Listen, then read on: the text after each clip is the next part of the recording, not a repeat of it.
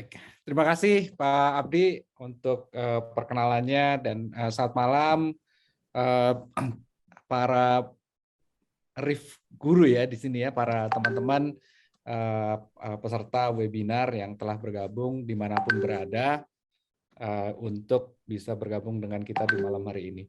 Oke, baik, sesuai dengan tadi yang disampaikan oleh Bapak Abdi bahwa saya akan mencoba untuk share tentang bagaimana peran dari milenial begitu dalam mengakselerasi transformasi digital.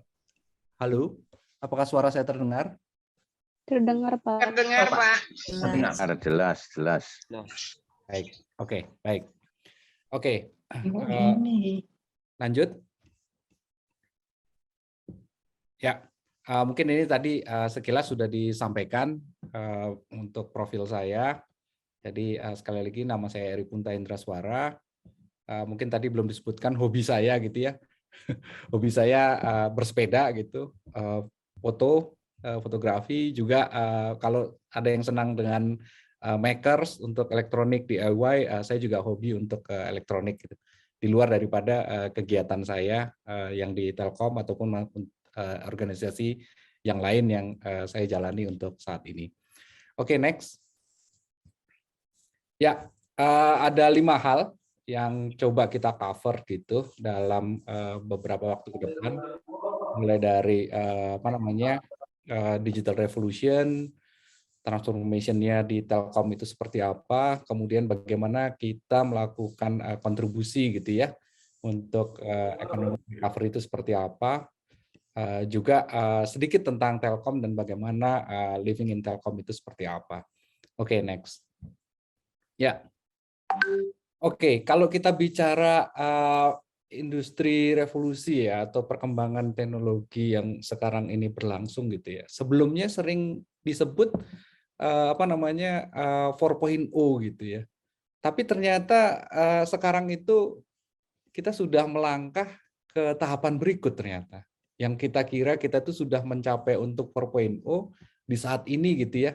Ternyata sekarang kita sudah masuk kepada industri revolusi yang kelima gitu.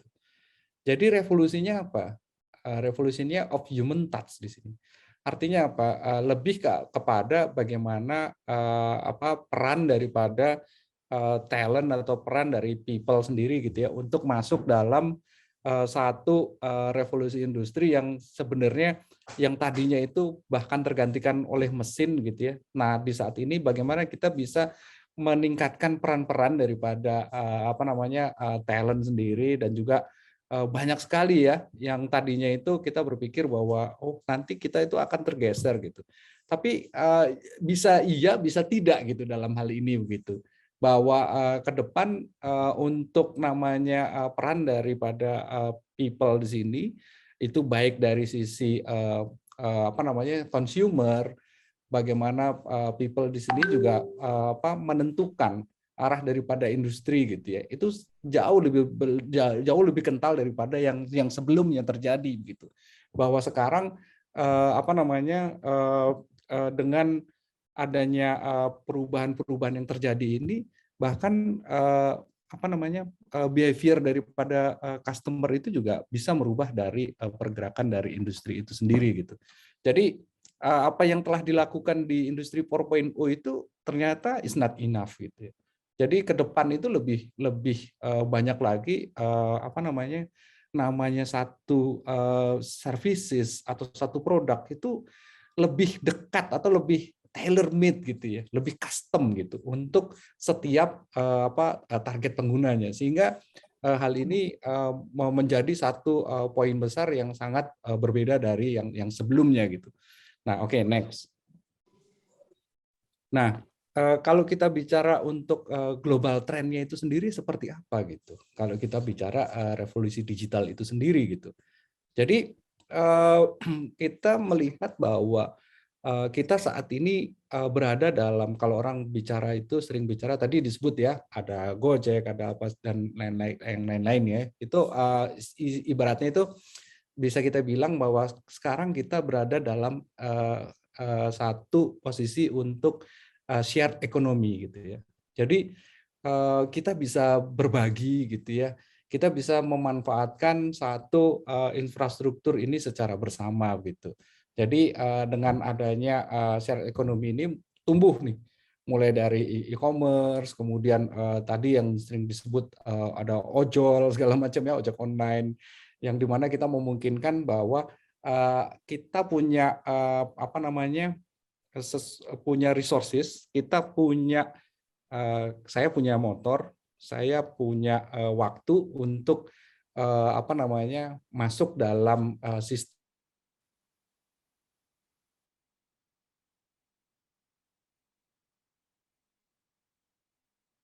satu tempat ke tempat yang lain. Nah, itu jadi kayak ride sharing gitu ya. Nah, Ya, itu bisa terjadi. makan. Halo? Oke. Kemudian kalau umpamanya bicara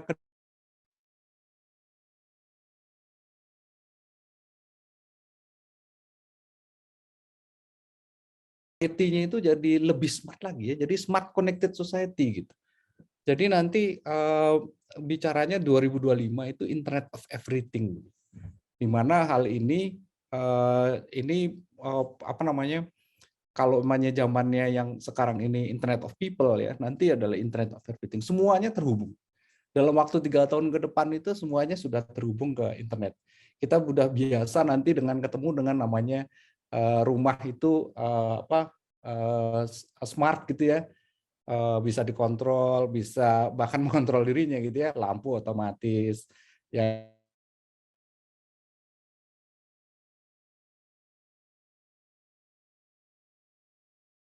Biasa nanti matikan lampu, hidupkan lampu seperti itu gitu ya untuk ininya. Jadi ini sangat berbeda dengan yang kondisi-kondisi yang mungkin sebelumnya itu, dan itu nanti akan semakin lebih masif untuk ke depan. Dan ini ya, ini yang mengangkat ini apa? Ada 3 hal di sini ya kalau kita lihat ya, bahwa ujungnya itu nanti memang ini juga men-shift customer behavior ya. Nah, jadi sekarang apa namanya terjadi perubahan-perubahan dari customer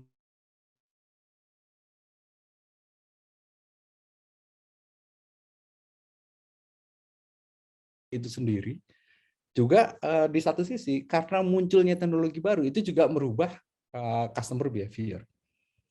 Kemudian yang jelas ya, kita butuh untuk apa namanya teknologi, kemudian bagaimana kita mengoperasikan itu berubah dengan cepat untuk kedepannya begitu. Ada yang nanti butuh hubungan antara mesin dengan robot, robot ke robot, atau mesin dengan apa namanya even nanti people-nya sendiri atau orangnya sendiri dalam mengoperasikan itu seperti apa. Butuh satu hal yang baru ya, dan apa namanya kemampuan yang baru.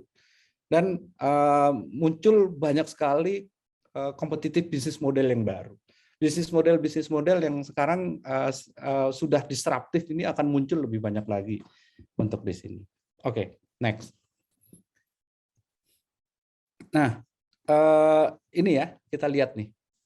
Thanks to COVID ya, di satu sisi COVID ini membuat banyak masalah ke kita juga, tapi di sisi yang lain ternyata COVID ini juga mendorong terjadinya digitalisasi begitu. Tadi sudah disebut. Sekarang kita biasa sekali gitu ya melakukan webinar secara online gitu. Sebelumnya hal ini bukan satu hal yang apa ya istilahnya, bukan hal yang umum gitu. Kalau nggak terpaksa nggak mungkin. Tapi dengan adanya COVID ini kita always online. Ya sekarang kita bisa melakukan webinar dimanapun, kapanpun, bahkan kita dengan mudahnya saat ini bisa tergabung dengan narasumber yang ada di belahan dunia yang lain. Ada Pak Maurits ya, yang ada di Norwegia gitu ya.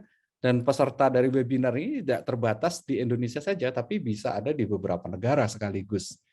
Di mana apa namanya dorongan ini terjadi karena kita dipaksa gitu ya, dipaksa untuk online. Itu tadi teknologi memaksa kita untuk merubah bagaimana kita berperilaku gitu ya. Tapi ternyata juga perilaku kita juga bisa merubah teknologi itu sendiri gitu. Terus kemudian di sini ya kita lihat bahwa ya orang melihat atau menggunakan untuk entertainment itu sudah berubah. Sebelumnya masih banyak yang mungkin entertainment itu ada di depan TV gitu ya. Tapi sekarang kita lihat mungkin banyak sekali mungkin ya TV itu sudah berubah, tidak menjadi pusat hiburan lagi gitu ya, tapi hanya untuk display. Karena yang dilihat YouTube juga gitu ya, karena melihat video online atau Netflix atau yang lain. Terus kemudian mendengarkan radio sekarang sudah ada pesaingnya gitu ya, ada streaming services gitu ya, semacam Spotify dan yang lain-lain gitu. Dan convenience ya, ini convenience ini satu hal yang dicari gitu. Jadi lebih banyak nanti ke depan, bahkan ini saat ini gitu ya, bahwa untuk ternyata tadi yang saya bilang ya, mengontrol rumah tadi sudah voice control gitu. Itu sudah semakin jamak dan nanti ke depan akan semakin masif lagi, bahwa udah nggak ada lagi yang kita mungkin dengan harus menekan saklar atau apa, itu mungkin sudah enggak. Tapi ya tadi lebih banyak untuk mengontrol tersebut, ya udah nyalakan lampu, matikan lampu, nyalakan AC, matikan TV, hidupkan TV, ya voice control seperti itu. Kemudian socially connected ya, ya semua nih. Mungkin kalau generasi yang Gen X gitu ya, itu melihatnya Facebook mungkin ya. Kalau banyak milenial mungkin lebih banyak menggunakan Instagram gitu. Terus mungkin digital native lebih banyak yang menggunakan TikTok gitu ya. Dan kemudian time to spend-nya juga makin banyak sekarang untuk menggunakan sosial media tersebut. Dan untuk berbelanja. Nah, ini di Indonesia sendiri selama COVID kemarin pergerakan untuk melakukan belanja online atau electronic commerce itu meningkat pesat. Transaksi elektronik juga tumbuh di atas 30% gitu ya. Di mana yang sebelumnya itu kebanyakan transaksi itu cash, itu sekarang jadi cashless. Ini didorong karena emang orang dipaksa di rumah, ya otomatis untuk berbelanja tidak bisa melakukan pergi ke toko atau segala macam gitu ya, terpaksa mereka melakukan secara online dalam hal ini gitu. Jadi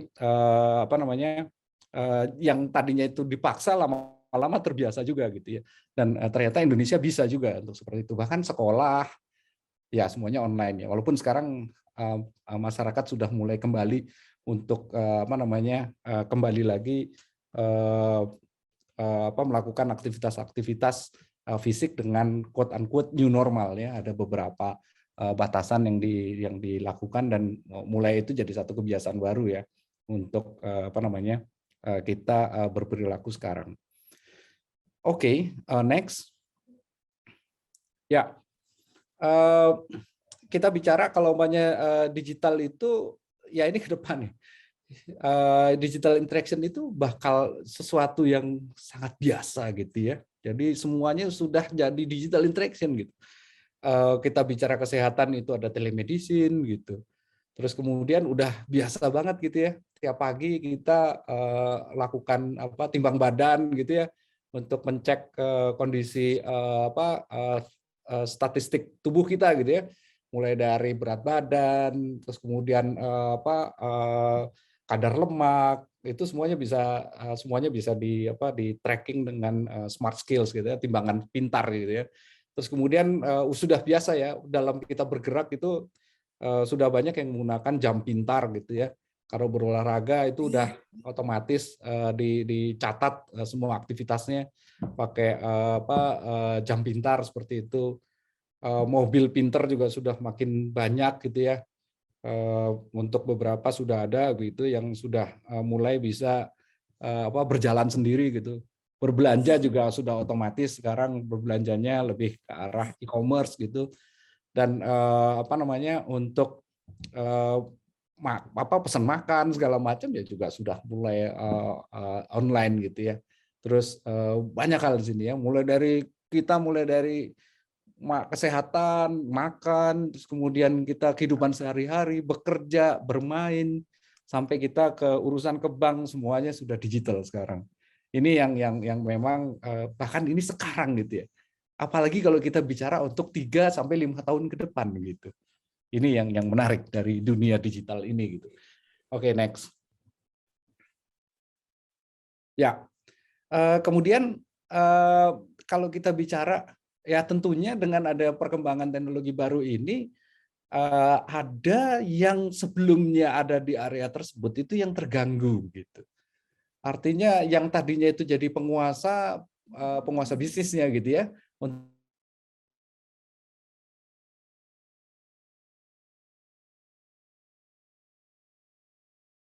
mana gitu. Bahkan sekarang disruptor itu mulai terdisrupt. Jadi bisa namanya disruptor itu juga ikut terdisrupt gitu di posisi yang sekarang ini.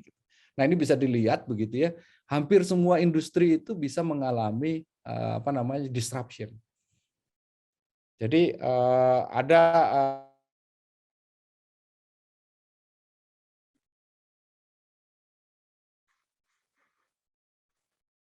tiba-tiba ada satu yang muncul dengan memberikan harga yang tidak masuk akal gitu.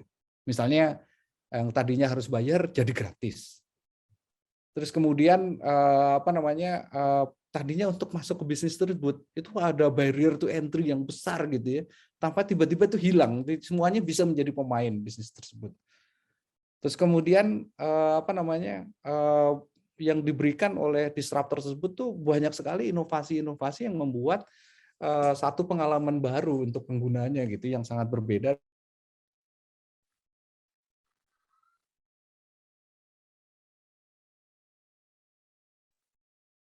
Nggak mau berubah ya otomatis itu yang namanya terdisrupt gitu. Bahkan yang sekarang yang tadi saya bilang ya, yang sudah merubah ini pun bisa didisrupt lagi gitu. Jadi ini terus terjadi gitu, untuk ini. Oke, next. Nah, ini saya mulai cerita kaitannya dengan bagaimana sih peran atau posisi Telkom dalam hal ini gitu. Ya bisa dibilang bahwa kami ini adalah salah satu perusahaan yang selalu terkena disruption begitu. Dan ini unavoidable gitu ya. Artinya kita berubah dari awal dari ada gitu ya, dari waktu awal dulu mungkin kalau umumnya mendengar Telkom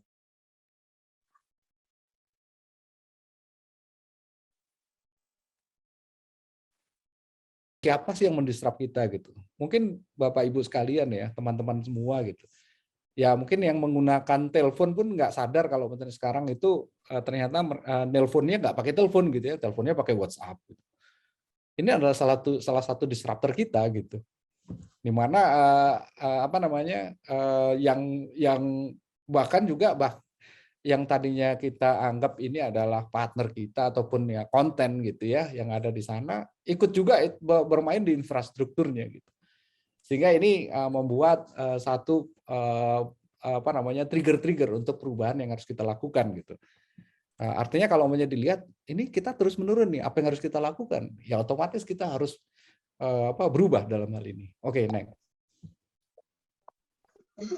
Nah, memang ini ya yang perlu jadi catatan kita nih. Saya ambil dari Charles Darwin. Memang benar gitu ya. Bukan yang terkuat gitu. Ataupun yang bisa survive itu yang bisa melakukan adaptasi gitu. Dan selalu mengikuti perubahan-perubahan. Artinya survive dalam perubahan tersebut itu yang bisa bertahan. Bukan orang yang terkuat gitu, bukan orang yang terpandai gitu. Tapi yang bisa mengikuti perubahan dan yang mau berubah. Itu salah satu yang kita lihat dari bagaimana kita bisa menghadapi disruption yang terjadi. Oke, next. Nah, saya cerita sedikit, boleh putar videonya. Ini tentang Telkom secara umum itu seperti apa.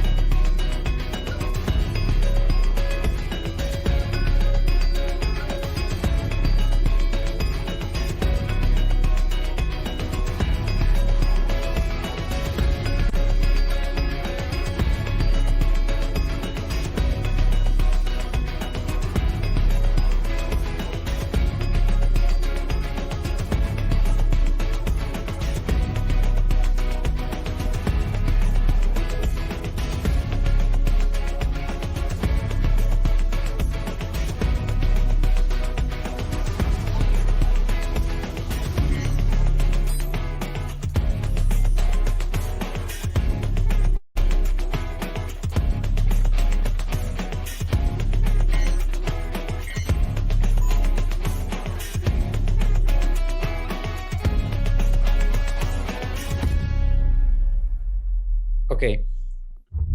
Ya. Next. Ya, itu tadi menggambarkan Telkom saat ini gitu ya. Nah, ini mungkin sedikit saja cerita bahwa Telkom itu saat ini ya terdaftar di Bursa Efek di New York Stock Exchange, juga di Bursa Efek di Indonesia ya, BEI. Dan di sini terlihat bahwa kita memiliki namanya backbone network. Fiber optik kita itu kalau dihitung ya panjangnya itu 4 kali keliling bumi.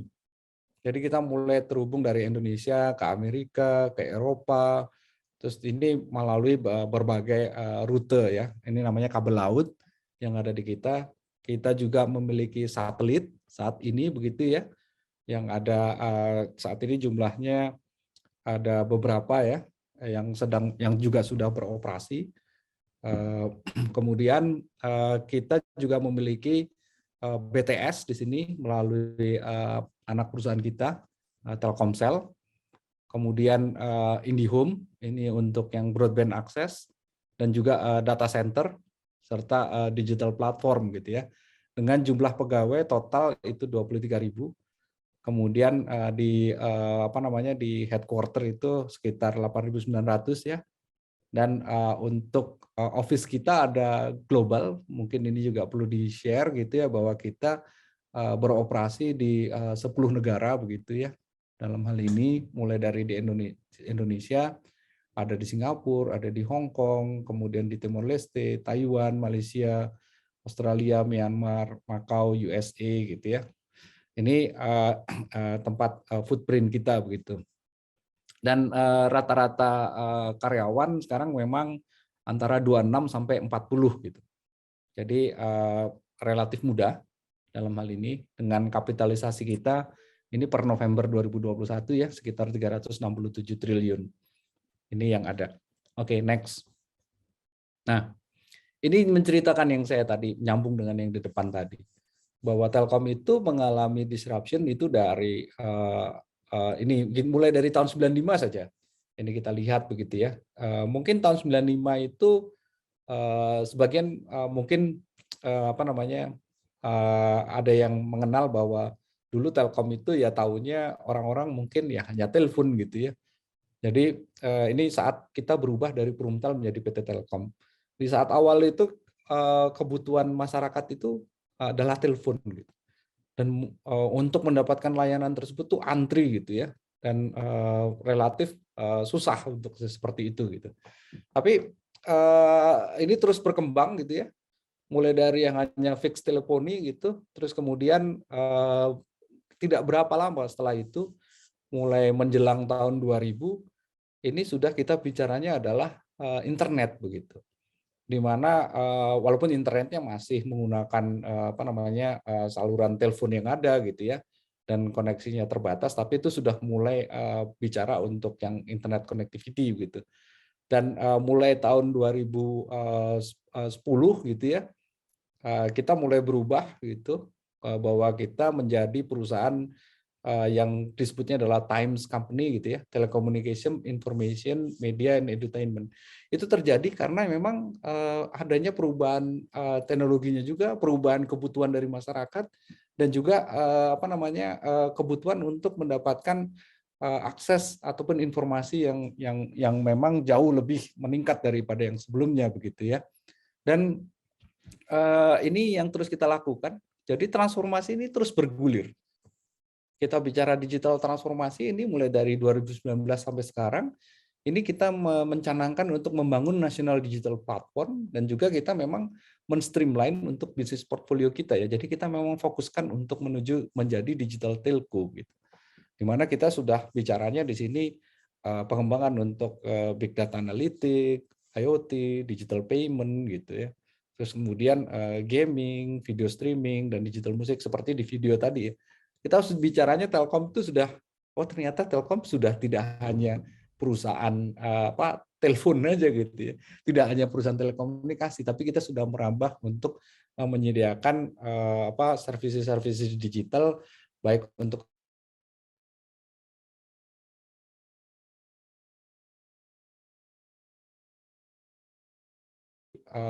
pemerintah untuk menuju digital gitu. Oke, next. Nah, Pak Eri, mohon maaf, izin ya. menyampaikan waktu tersisa 5 menit, Pak. Oh, oke. Wah, ini masih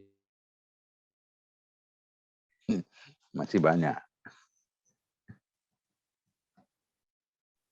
connectivity ya. Jadi ini beberapa inisiatif yang kita lakukan. Next. Ya. Nah, untuk mengejar ke hal tersebut ya, di sini tentunya kita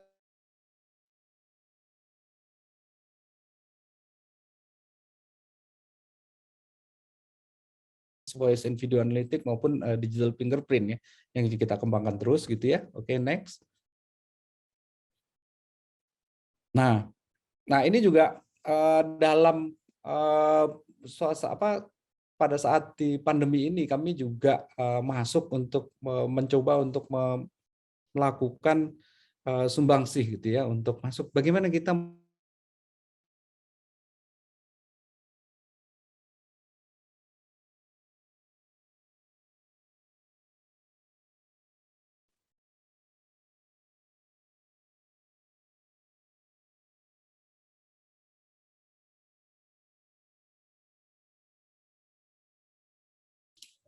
Punten, saya nge-lag atau Pak Eri ya? Izin dengan Pak Wahid, Ya, dengan bagaimana dengan terputus atau bagaimana, Pak? Oh ya, sebentar. Freeze ini, Pak.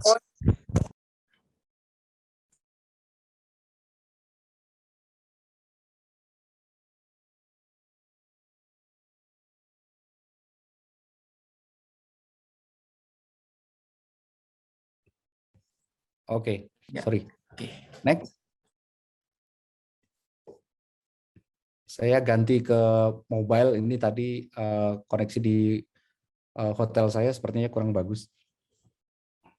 Oke, baik. Ini untuk kontribusi kita selain tadi yang ke UMKM juga untuk ke agriculture, logistik maupun mungkin teman-teman atau Bapak Ibu mengalami kalau mau pergi kemana-mana menggunakan Peduli Lindungi ya dalam hal ini gitu. Oke, next.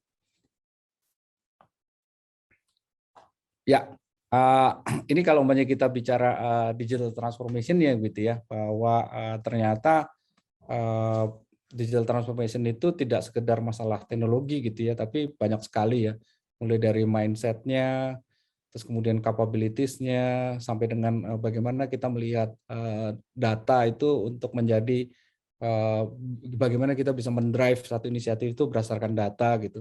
Terus way of working ya, terus kemudian satu customer centricity ini jadi satu hal yang utama gitu.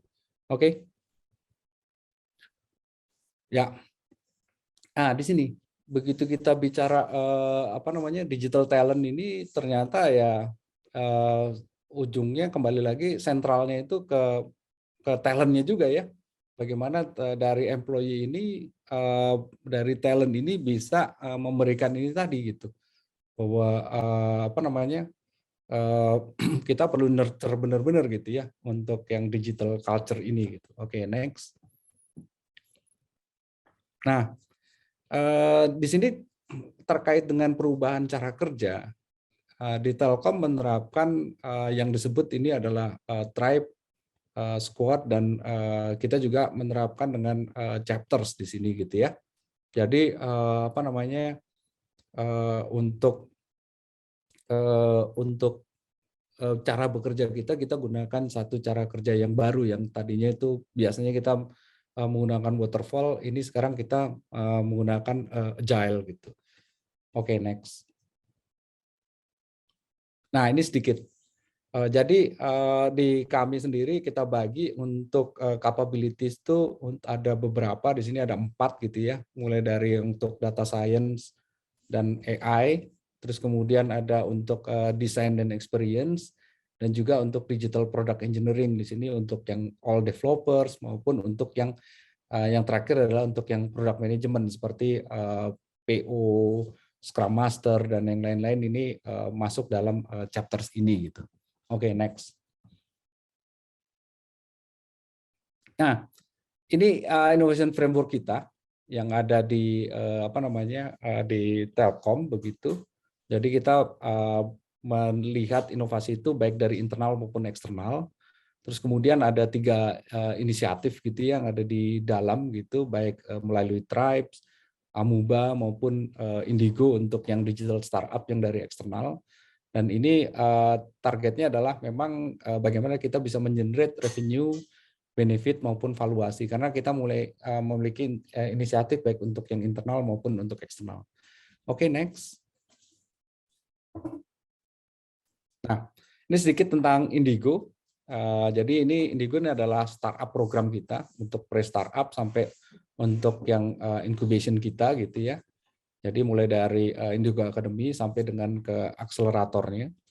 Oke, next. Ini ada beberapa contoh saja yang ada saat ini. Nah, ini yang tadinya ini kita inkubasi mulai dari awal gitu ya, Privy, Notluck, dan Run System. Sekarang ini value-nya sudah besar, dan Run System ini bahkan sudah IPO.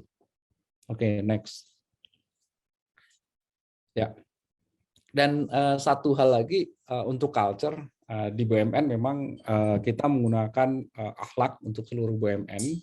Dan kita terjemahkan begitu ya, bahwa kita punya Telkom Coach gitu, bahwa customer centricity, open mind, data driven, agile innovation, dan continuous improvement ini adalah bagian dari keseharian kita begitu. Oke. Ya, mungkin ini saya cerita sekilas saja. Gimana sih sekarang kalau namanya talent-talent kita terus kemudian bekerja di Telkom itu seperti apa? Mungkin bisa digambarkan di video ini sedikit saja. Oke, next.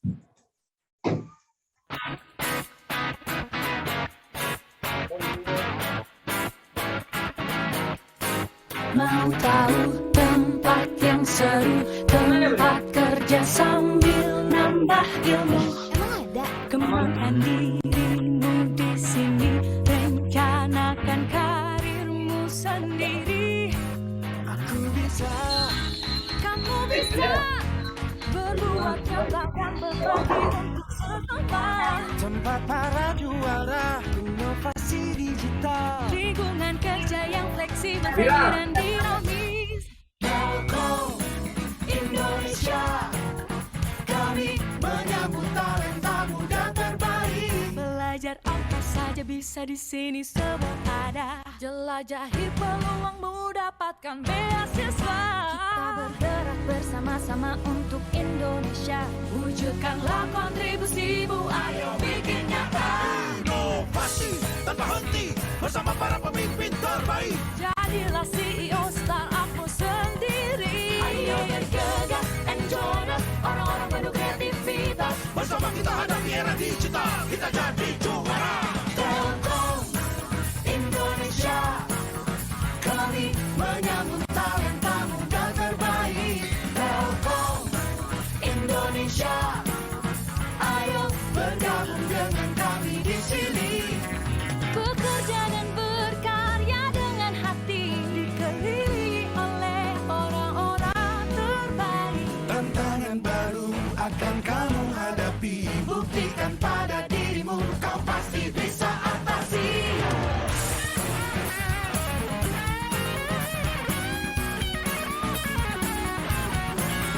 Telkom Indonesia, ayo bergabung dengan kami di sini. Telkom Indonesia, kami menyambut talenta muda terbaik. Telkom Indonesia, ayo bergabung dengan kami di sini. Bergabung dengan kami, Telkom Indonesia.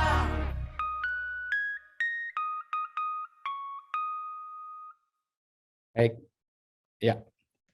Ya, itu mungkin tadi ini karena di sini juga banyak teman-teman millennials gitu ya, sesuai dengan tema kita gitu.